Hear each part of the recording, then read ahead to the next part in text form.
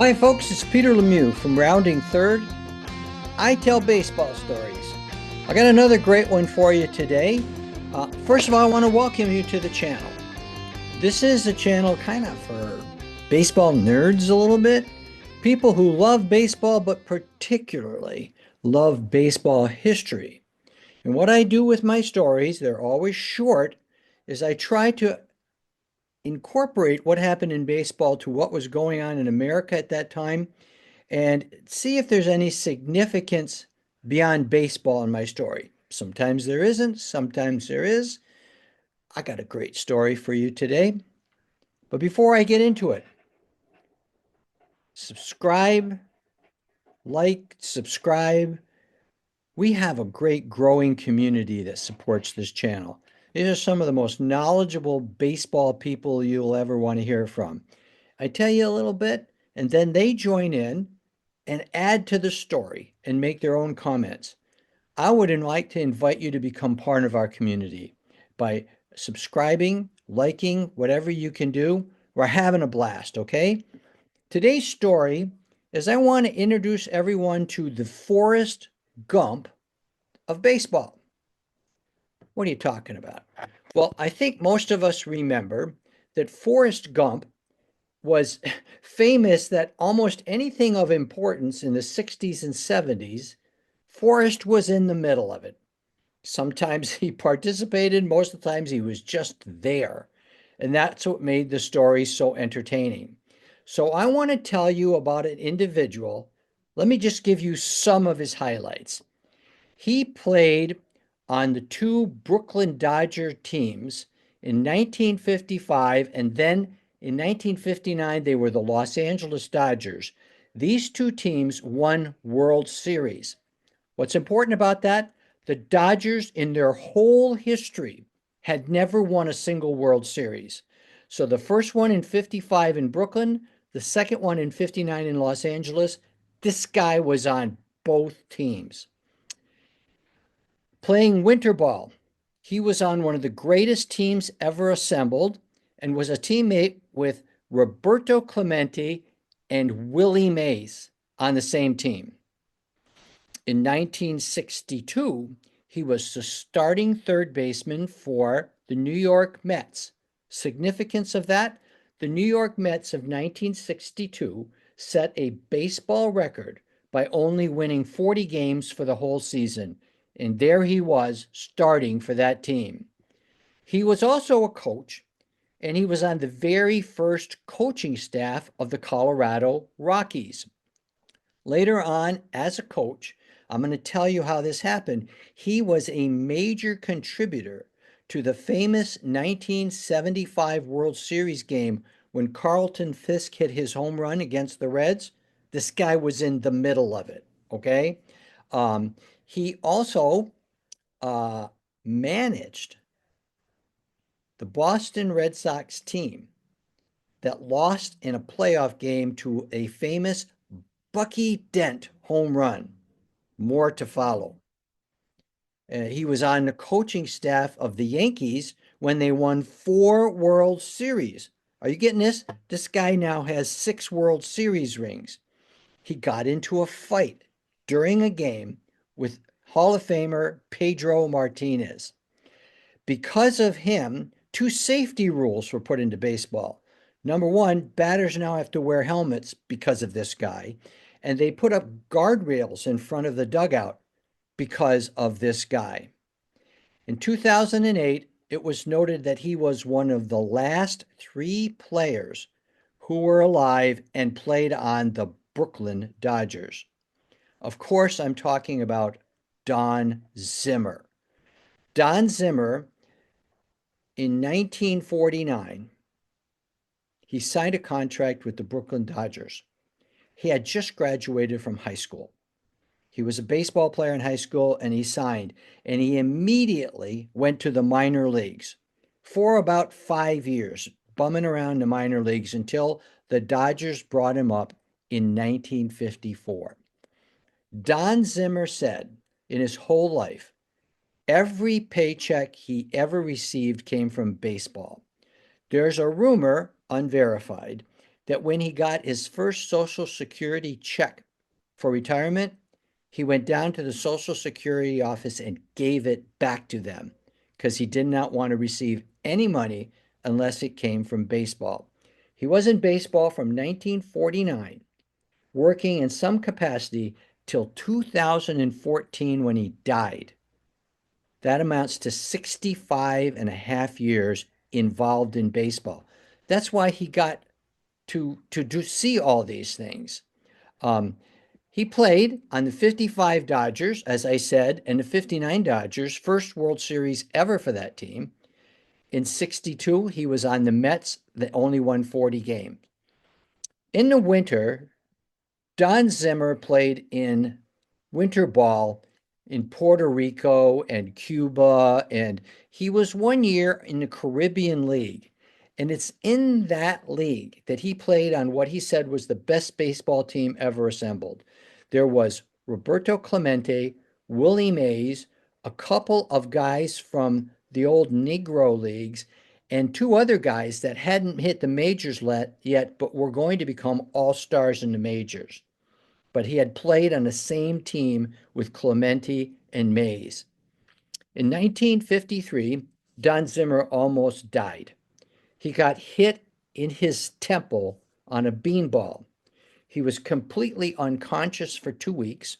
When he woke up, he thought it was the next day and he wanted to get ready for the game. Unfortunately, Don had serious injuries. He couldn't walk and he couldn't talk. And the doctors said his baseball career was over.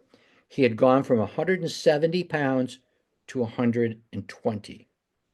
Miraculously, Don spent the rest of the season and the off season getting in shape, and he actually started in the major leagues the next season. What they did is to get it right, they had to drill holes in his head to release the pressure in the brain. Well, 1956, Don Zimmer got hit in the head again.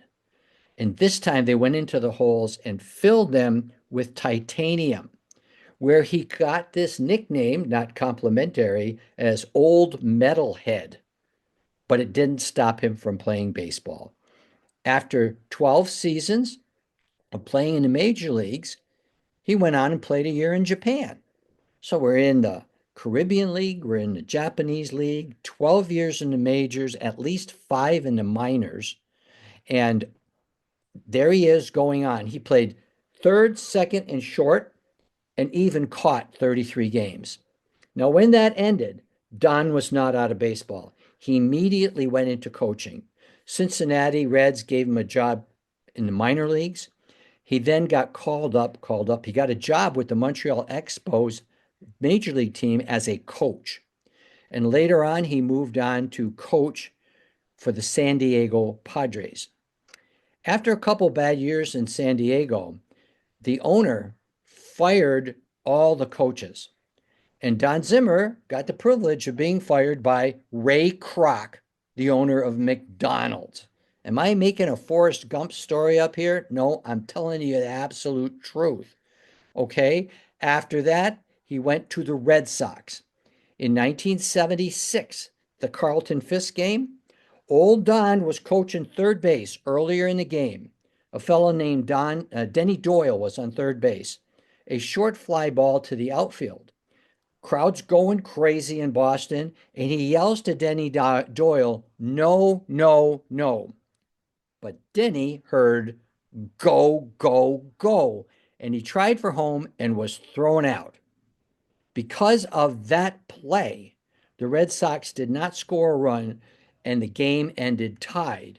Went into extra innings for Carlton Fisk's famous home run. Don Zimmer is right in the middle of it.